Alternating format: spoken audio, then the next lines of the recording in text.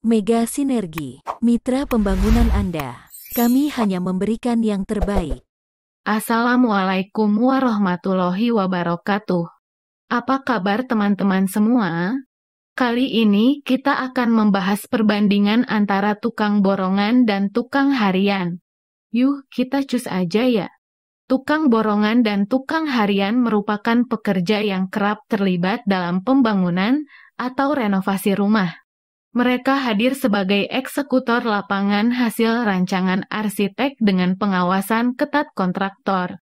Mereka akan bekerja sesuai instruksi kontraktor di lapangan sampai detail pekerjaan terkecil. Namun, kedua tipe pekerja lapangan tersebut punya karakteristik berbeda. Maka, Anda perlu mengetahui bagaimana sistem kerja tenaga borongan atau tukang harian sebelum memutuskan untuk mempekerjakan mereka. Yang pertama, pekerja sistem borongan. Sebagian kalangan berpandangan bahwa sistem borongan lebih praktis jika memakai tukang sekaligus pembelian material. Dengan kata lain, Anda tahu beres saja karena semua urusan pembangunan mulai dari pembelian material, penyediaan tenaga, sampai durasi pengerjaan sudah tertangani. Namun, sebagian lainnya memilih terpisah, cukup borong tenaga pekerja saja.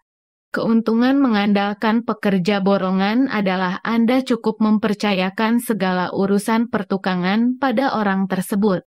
Tukang borongan biasanya mampu menggarap semua pekerjaan bangunan. Dengan keterampilan di segala hal tersebut, Anda cukup butuh beberapa tenaga yang bisa mengerjakan lantai, mengecat tembok, hingga finishing keramik tanpa perlu cari orang lagi.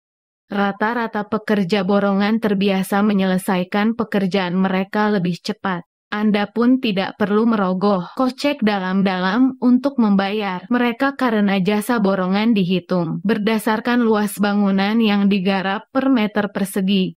Sayangnya, karena mereka terpaku pada kecepatan menuntaskan pekerjaan, tak jarang pekerja borongan justru mengabaikan kualitas.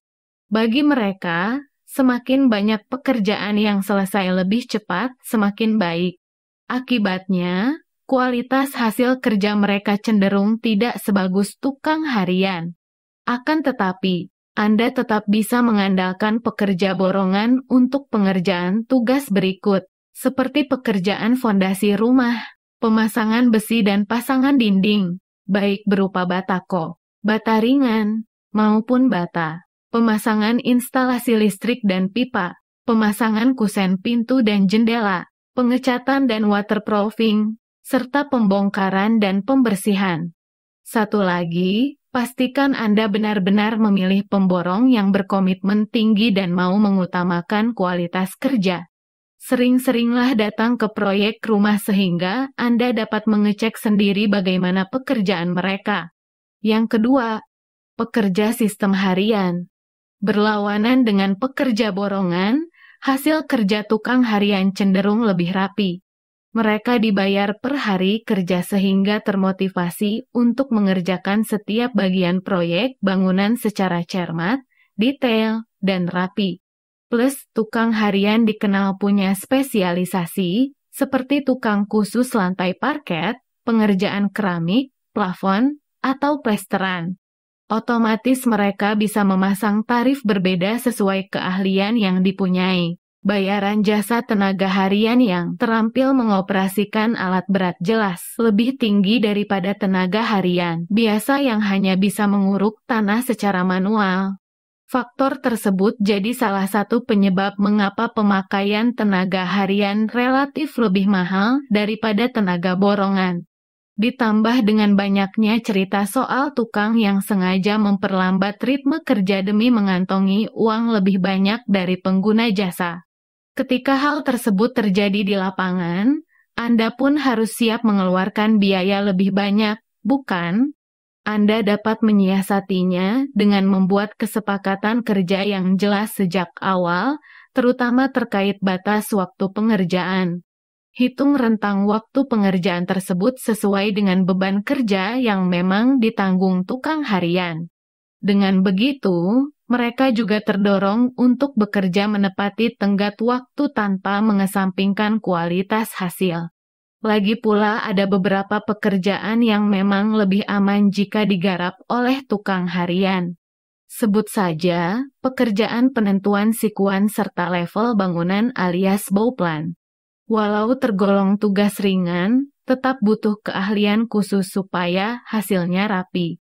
Demikian juga untuk melakukan pekerjaan atap. Pekerjaan ringan ini lebih murah saat dipercayakan kepada tukang harian karena perhitungan pekerjaan berdasarkan durasi kerja tukang, bukan luas atap. Hal serupa berlaku pula untuk pekerjaan plesteran dan acian. Pastikan Anda memberi target spesifik terkait penyelesaian plester ya. Sementara, pemasangan keramik juga sebaiknya dibebankan kepada tukang harian. Pekerjaan ini butuh ketelitian dan kecermatan ekstra sehingga tidak bisa diburu-buru. Sama seperti pekerjaan atap, perhitungan didasarkan pada lama pengerjaan bukan luas per meter persegi. Jadi, beban biaya pun lebih murah. Anda sudah tahu kelebihan dan kekurangan tukang borongan serta tukang harian. Keduanya dapat berperan maksimal jika Anda cermat mengalokasikan pekerjaan sesuai keahlian mereka. Sekarang, keputusan ada di tangan teman-teman sendiri. Pilih tukang harian atau borongan. Semoga bermanfaat. Wassalamualaikum warahmatullahi wabarakatuh.